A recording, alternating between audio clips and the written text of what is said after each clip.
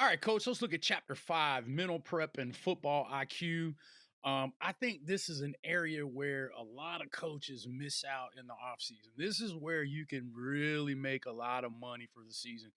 Um, a lot of us, we spend so much time worried about the weight room and play systems and things like that. But this is an opportunity for us to pour into our athletes and get them to a situation to where they make decisions based on actual study and knowledge. Too many times we as coaches sometimes want to prove to everybody how smart we are, but there's an old coaching saying that I've really never forgot. It doesn't matter how smart you are; it's how smart the guys on the field are. And so I think anytime you can pour into mental preparation and developing the football IQ of your players, you really are creating an advantage for yourself and ultimately for your program. Kids today are a little different.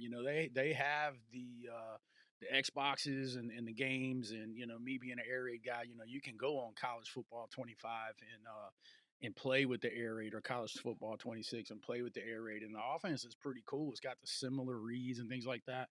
Those of you guys who followed me on YouTube for years know that I had an opportunity to sit down with one of the developers at a clinic in San Antonio, and then over the years as they developed it, I shared a lot of my content with them, and he would message me from time to time and ask me this, that, and the third, and I thought it was pretty cool when the game finally came out that they actually went to the links that they did to make sure that the offense was kind of how it was. But it kind of break this situation up into two different areas.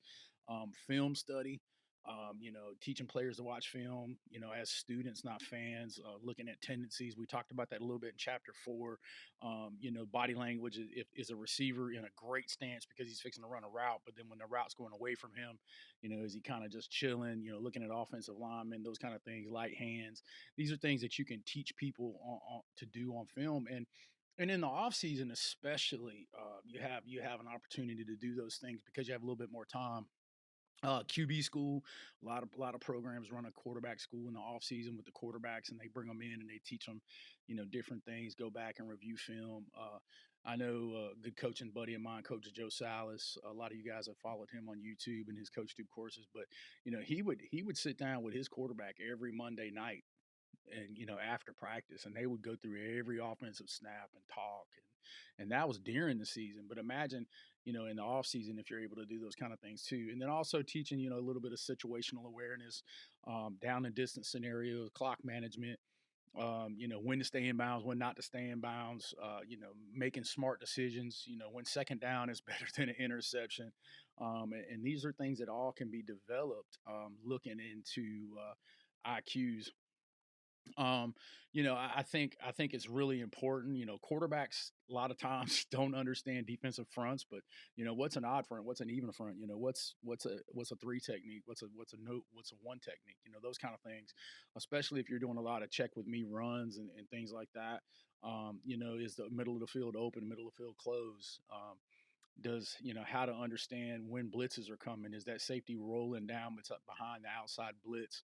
Um, Different things like that. Defensively, are you teaching what personnel packages are and those kind of things? These are all things that you can do in the off season, to do that. And you're like, well, coach, wait a minute, how do I do that when I don't have the amount of time to do those things? So how can I do that when I can't sit down with my kids the way that I would during the season? Well, that's when things like Just Play come in. A lot of you guys have seen my stuff. I use Just Play all the time, but one of the cool things about Just Play is you can create a presentation, and here's a sample presentation that comes with their software. It comes in, and you can see they look at their protections, they're looking at their run game and things like that, and then they create that, and then they share it with their players, and then their players can come over in the player app and then pull it up, and you can make this presentation, you know uh, you can make it you can make it available for a certain amount of time. And here you can see this is kind of their app when they sign in, and obviously this is a very generalized presentation, but you can come in and you can create it. Here's all the rules for the certain deal. There's a you can put the diagram. Here's an open the formation. Have them submit it. Okay, submit and have your position coaches do that. O line guys, they're creating O line presentations, and so here's your base run. Here's a clip off your huddle. You upload that into Just Play. You provide that with your kids. You create your little Google forms, and now you're developing your schemes. You're developing your ability to teach, and you're teaching them what you want them to look at. Like in this particular scenario, you say, okay, here's this safety up in the box. What does that tell you? Does that say these guys may blitz and he's gonna fit? Whatever the play is and whatever you're trying to teach. But you can create things like that, and if you're using stuff like Just Play, it's pretty cool. You could also do it in Huddle. I believe there's some presentation stuff in Huddle, but this Just Play for me is so beautiful because you can take your clips and put them in there, and then you're not killing your storage. And so the other part I think is kind of cool is we talk about this, and this is available in the download part, is creating an individual growth plan for your kids. And we'll talk a little bit about this in leadership accountability section. But if you look at it, what we want to do is we want to have a kid self-assess. Where is he at physically? Where is he at IQ wise, technique wise, mental wise? And then you give them an assessment. Hey, these are the three things I would love for you to work on in the off season. Here's some things that I think you do well. Here's some things I don't think you do as well. Give them the 8 to 12 week goals. Hey, I want to increase my squat by 40 pounds, increase my 40-yard dash by 15. See, we're being intentional. And a lot of people are shy about these things. They don't want to share this stuff with kids. They don't want kids to understand. But look, man, there's nothing more powerful than the truth. There's nothing more powerful than the truth. Do you want a kid whose feelings feel good, or you want a kid who wins?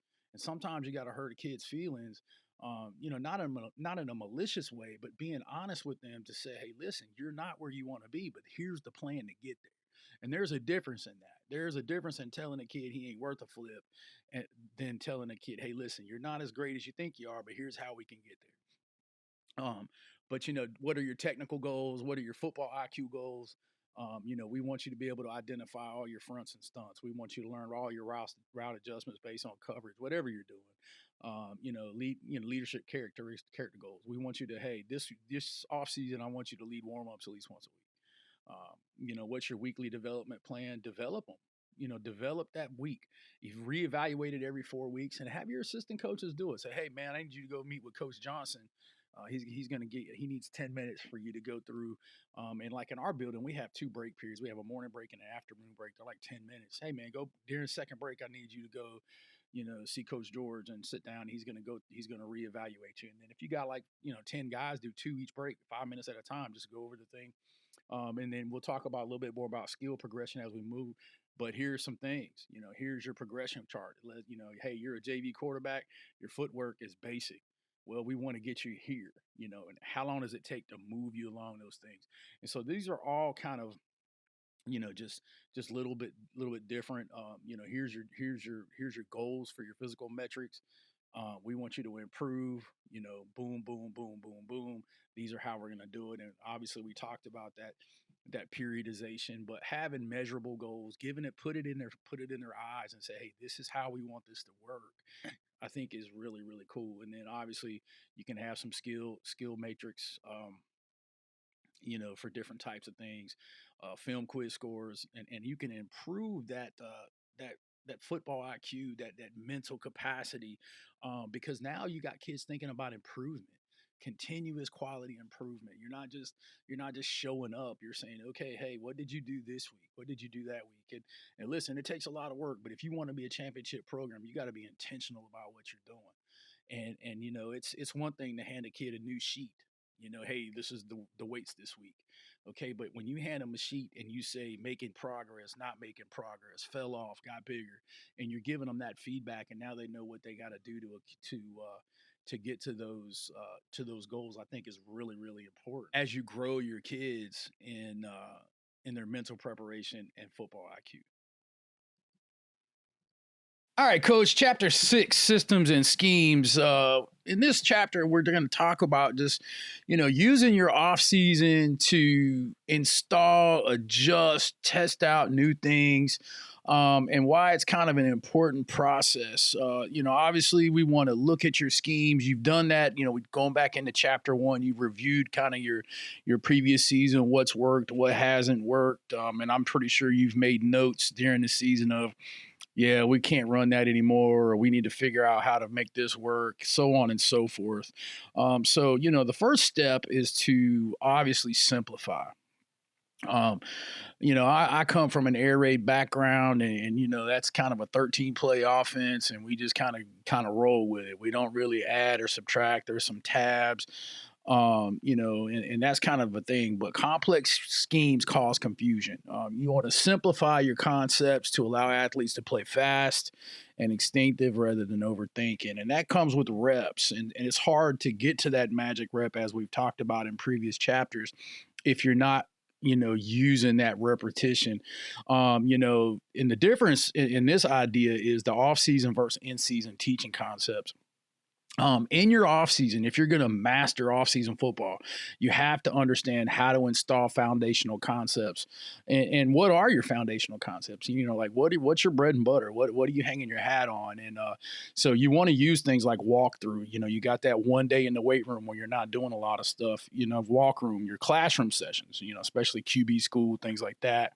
And then just anytime you get a chance to do drills. Will always be good. And so you want to be able to do those things so that you can use the in-season part for perfecting and adjusting and making adjustments be a game plan than trying to teach basic plays.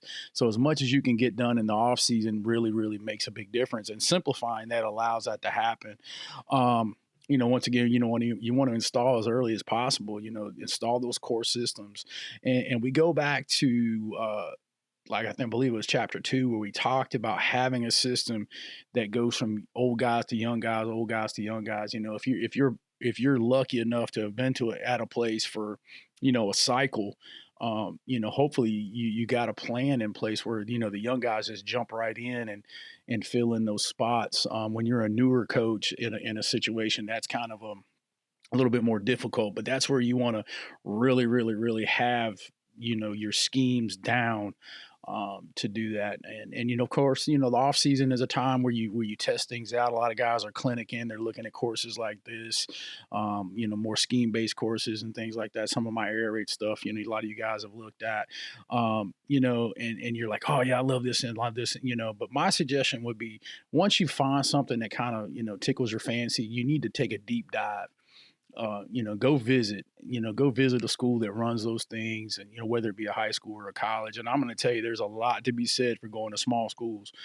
So don't think you have to go to those big D1, Group 5, or Power 5 schools, and because those guys are doing things with guys that you'll never coach.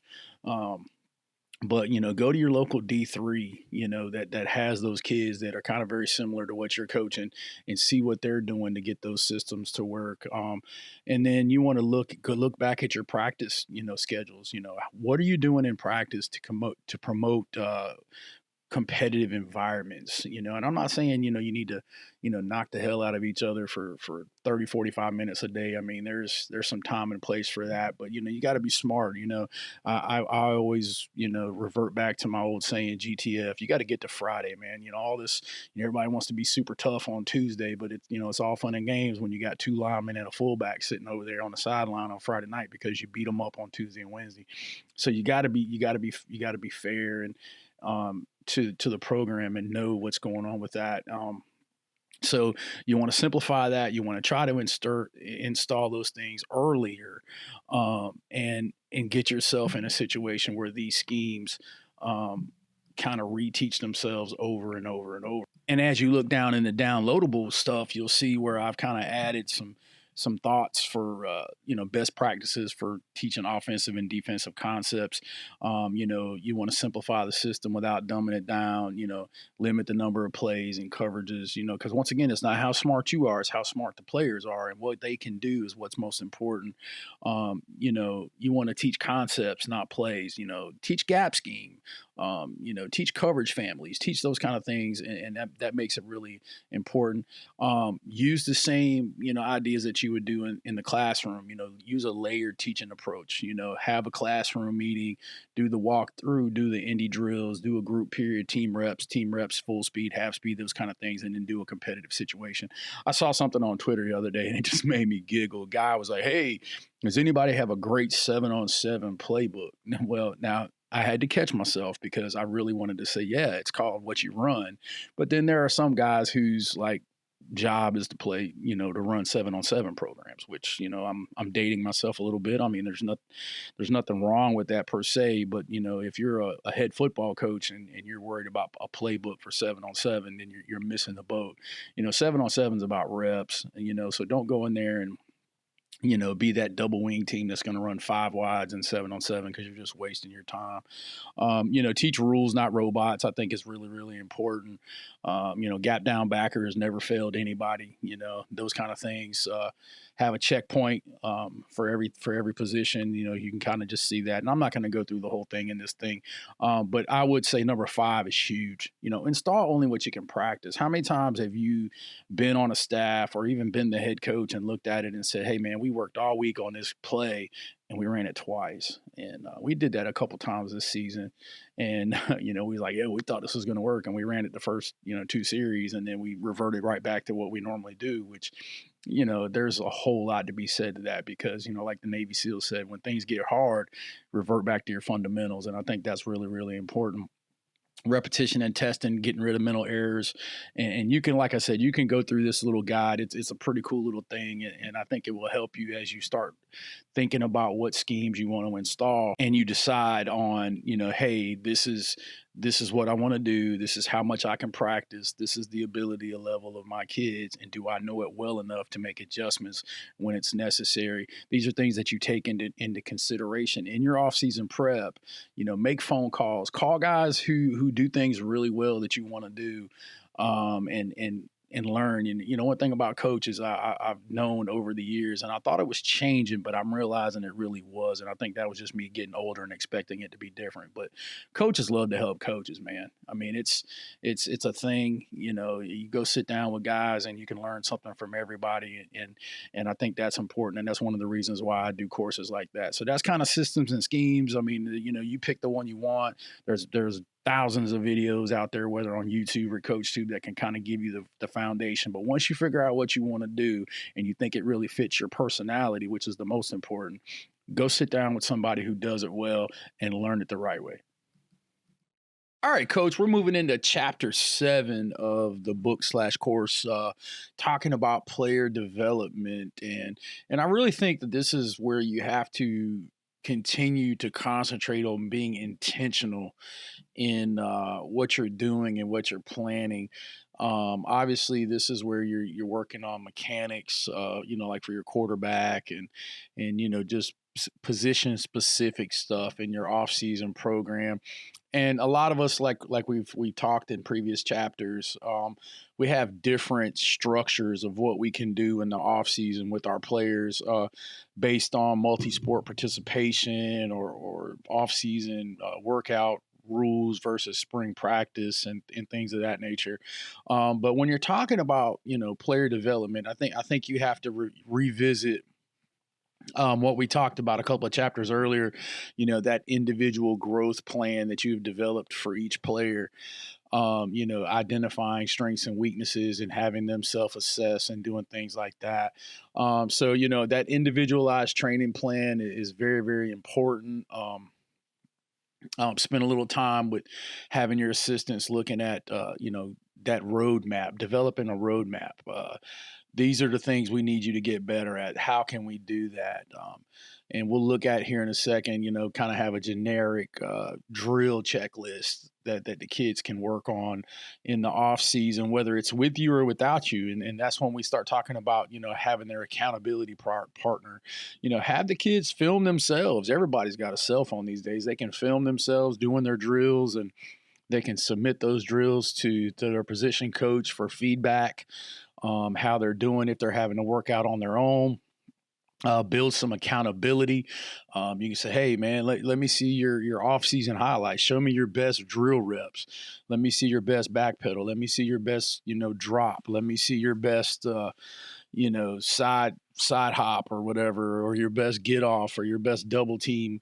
And those kids, those kids are working on their own. They're really preparing themselves for the season, and then now they have some stuff to share. It's like, hey man, check this out. And kids are always putting stuff on Instagram and TikTok and stuff like that. And what better way to have some kind of competition of the best off-season reps, or anything like that, but just to intentionally put those kids in those kind of positions. So what is your plan for player development? Obviously, a lot of this happens during your spring workout sections, of your off season plan. I know for us in North Carolina, we have like a 10-day period where we can practice, in the spring. And generally speaking, we do that when spring sports were over, especially if you're at a small school like I am now, where everybody's playing everything. So, trying to get the key guys together is almost impossible. So you kind of put 10 days together,